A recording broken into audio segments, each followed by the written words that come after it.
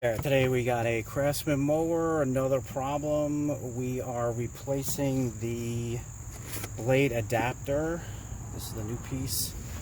This one has worn out, so first thing I would do is take off the spark plug wire just to be sure, and then we'll take the blade off. I've already pre-loosened it. On this mower it is a 14mm socket, and you put a wedge down here to hold the blade when so it doesn't turn. First time taking it off, it may be a lot harder than that. I will take that off.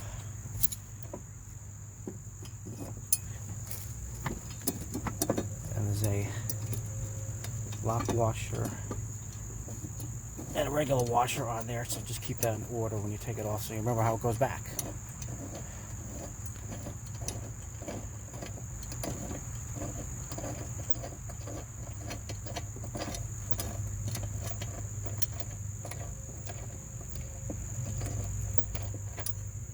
And you can see there, it's worn to heck.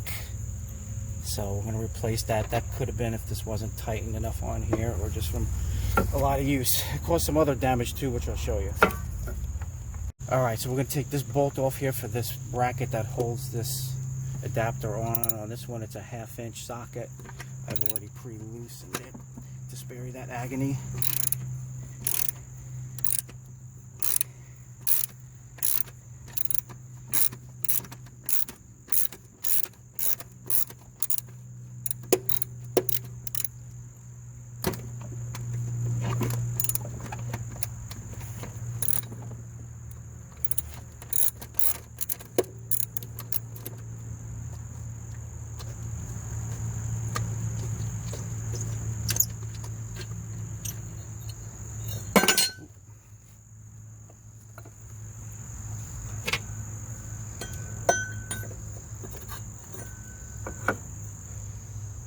And then this puppy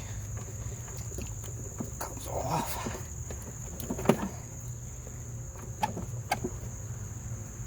Alright, this is a real bear to get off. I used some WD-40 inside here and over there.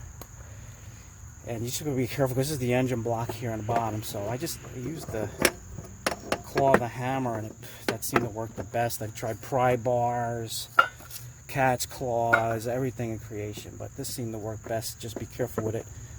And this seemed to work the best. So slide this puppy off. Better put the belt up, and it comes off.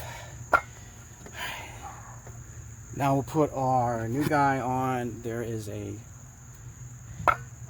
key slot in there, so that should line up with your slot on your shaft.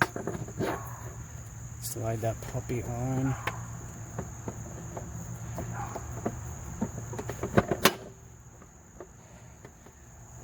Make sure your belt's on, and then your bracket goes back.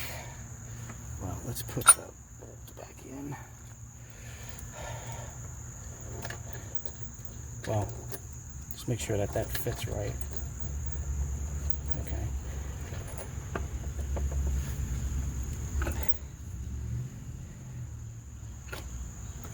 Then we'll put our bracket on.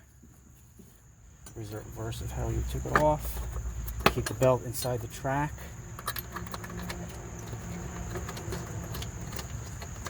Tighten that up. And then after that, you'll put your blade back on. Line up the star and put this on. Put this on very tight. I would recommend just don't strip the bolt. This thing loosened up and caused all kinds of havoc on the engine.